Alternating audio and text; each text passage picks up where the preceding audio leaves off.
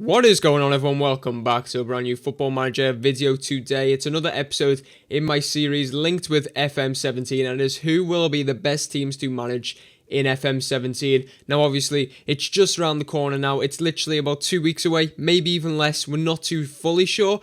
But if you are getting that early access beta, it's probably 2 weeks at maximum away. If you're waiting for the full release, it's the 4th of November, which is less than a month now. I can't wait. I know you guys can't wait, but do let me know by dropping a like on the video. Let me know who you will be managing in your first save, as always, in the comments. And if you are new around here, be sure to subscribe to the YouTube channel for more Football Manager content, FIFA content, and obviously when FM17 drops, the new save will be going on. But as you can see today, we've got Tottenham in this video. Let's go and jump into the reasons why I think Tottenham will be a superb team to manage in FM17. Okay, so as always, we are starting off with the squad being the first reason, and Tottenham have got a quite superb squad, it has to be said. You know, you've got Harry Kane up front, you've got Nkudu, I think that's how you say his name. Let me know if I've got that right or wrong in the comments. You've obviously got Eric Dyer, Deli, Alli, Son Heung-min, Christian Eriksen, Hugo Lloris, Toby Alderweireld, and Jan Vertonghen.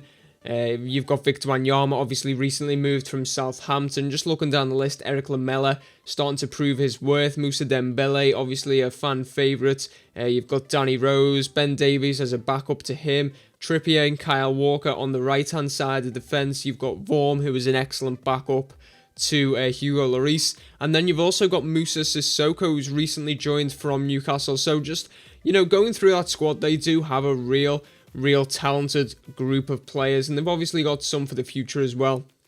You know, you look at the ages of some of these players. Deli Alli will be 20 years of age in FM17. You know, you're looking at Josh Onoma, I believe that's how you say his name. He'll be 19. He's a real big talent for the future. You're looking at like Eric Dyer and Harry Kane. They'll only be 22 years of age still, which is, you know, it's superb just to see a lot of raw, you know, young talent in this Tottenham team. And I do feel like they've probably got one of the better teams in the Premier League, one of the better squads, at least, you know, in the Premier League. And that's why I feel like going with Tottenham, you've already got a pretty decent, solid foundation of a squad that can actually challenge for the Premier League title. But if you disagree with me and you don't really like their squad, they'll probably have a pretty decent budget to spend. Obviously, I'm going to put the little disclaimer in. This is Football Manager 2016. This is the updated database. These will not be the exact figures in FM17. They might not even be accurate. They might not be anywhere near them. But this is what I'm going off because obviously it's the updated database.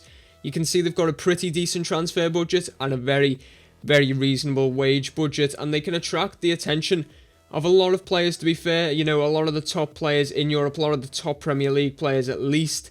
Obviously, you probably won't be attracting many Arsenal players, to be honest. But, you know, you don't need Arsenal players. You're Tottenham, you wouldn't want them, I'd imagine, anyway, if you are a Tottenham fan. But, you know, you just look down the list. You've got Felipe Coutinho, you've got Lukaku, Riyad Mahrez, Ander Herrera, Ross Barkley, if you want some young English talent. Christian Benteke, if he floats your boat, although I probably would imagine he probably doesn't. Jamie Vardy, if you want to piss off Arsenal, because obviously they wanted him. Got Emre Can, obviously of Liverpool again. Then if you want to dive into European football, you've got Insigne and Jose Callejon. You know, you've got some pretty decent players. I'll just keep scrolling ever so slightly. You know, you can still attract Luke Shaw from Manchester United, despite them being, you know, not a rival as such, but a big team as well in the Premier League. If you want some more English talent, you know, you can go for Jordan Ibe.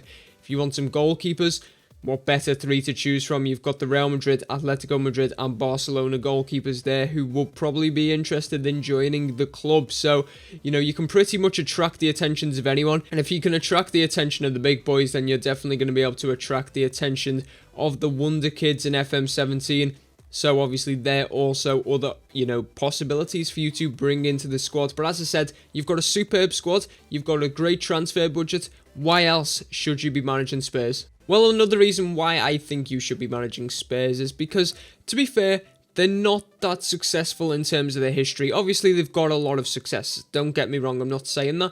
But in terms of recent years, they probably would want to add to it. I mean, you've won 2 Premier League titles. It's, you know, at least it's 2, but it's not a load. You know, you've got a European Cup Winners' Cup. You know, back in 1963, going back a long time. Again, you've got 2 Europa Leagues, 84. Again, going back many years now. The English FA Cup. So, you know, again, you're looking at what will that be? That will be like 25 years, will it be? So again, you're going back, quite some time, to be fair.